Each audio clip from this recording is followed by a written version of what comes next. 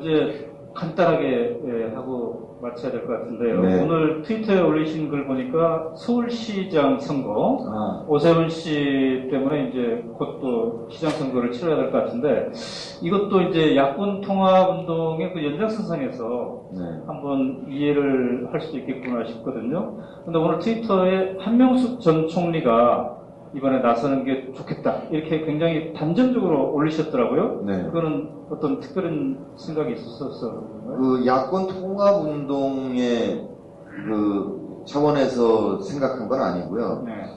그러니까 지금 이제 여러 후보들이 언급이 되고 누가 좋겠다 이렇게 얘기를 하시는데, 제가 보기에는 이건 누가 좋겠다의 문제가 아니다는 생각이 들어요. 네.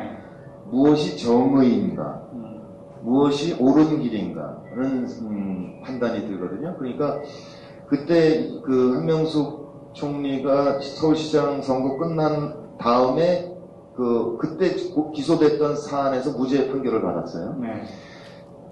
그렇게 말이 안 되는 사안을 검찰이 왜 기소했는가?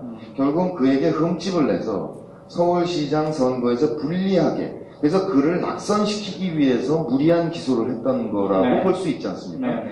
그리고 실제로 그게 효과가 있었고요. 제가 한나라당 후보들이 어떻게 공격했는지는 그 당시 귀담아 듣지 않았는데 아마 많이 그랬을 겁니다. 네. 뭐 당선돼도 재선거해야 될 겁니다. 뭐 이런 식의 공격들을 했을 거라고 보는데, 그래서 떨어진 거거든요. 그러니까 저는 그때 무죄 판결 날 때 이건 재선거를 해야 된다라고 그때도 트윗에 올렸었어요. 네.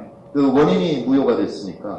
그런데 그건 어쩔 수가 없는 거지 않습니까? 억울해도 어쩔 수 없었는데 어떻게 된 게 오세훈 씨가 저렇게 스스로 물러나겠다고 했단 말이에요. 그러면 1심에 그 지난번 사건에서도 무죄가 났고 지금 사건은 그때보다 더 처분이가 없어요. 두 번째 사건은. 네.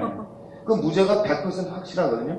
그랬을 때 한명숙 후보가 출마하는 것은 정의를 세우는 일이라는 거예요. 그러니까 길게 보면 민족사 바로세기, 뭐 과거사 규명, 뭐 역사 바로세기 여러 가지 용어가 있는데 이건 역사를 바로 세우는 과정이다. 그러니까 이명박 정권과 검찰의 이 정말 반민주적이며 반역사적인 행패가 잘못된 것이 드러났으니 이걸 바로 세우는 것은 우리 시민들이 해야 되는 일이다. 그러니까 실질적으로 한명숙 총리께서 이 시달리는 게 1년 반이 넘었지 않습니까? 근데 1년 반 동안에 정말 시민들이 모르고 계신데요. 그 변호사비 국가에서 배상 안 해줍니다. 무죄 나와도. 한명숙 총리 스스로 부담해야 돼요. 근데 그분이 총리 끝나고 일산에 그 조그만 아파트 하나 산 게 처음 마련한 집이었다는 거지 않습니까? 그렇게 산 분이 도대체 어떻게 감당해요? 그러니까 엄한 사람 붙들어다가 기소해 놓으면 이 사람 재산 탕진하고 거덜나는 거예요.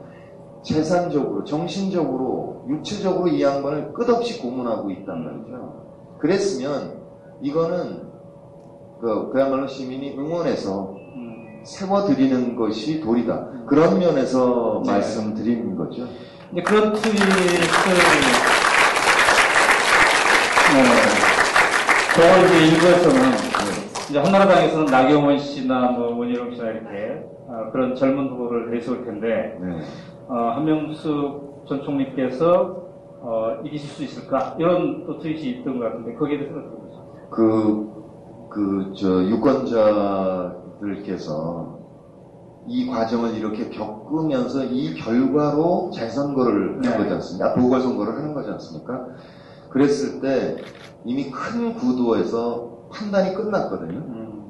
그래서 전 한나라당 쪽에서 무슨 짓을 해도 그러고 이렇게 이제 이번에 이제 누가 되시더라도 후보가 되시더라도 만약에 저는 이제 한명숙 후보가 총리가 하시는 게 맞다고 생각하는데 그분께서 이제 야권 대통합에 할 수 있는 모든 일을 하겠다라고 말씀하셨지 않습니까? 오마이 10만인 클럽 강연에서도 그렇게 얘기하셨는데 이번 참에 경남에 이제 김두관 지사가 민노당 등등과 공동정부를 구성했듯이 이번에 공동정부를 구성하고 서울시 운영에 대한? 네, 서울시 운영에 대해서 그렇게 해서 단일 후보로 선거를 치르면은 이 야권 대통합 운동에서도 중요한 과정이 될 수 있을 것이다 이렇게 기대합니다.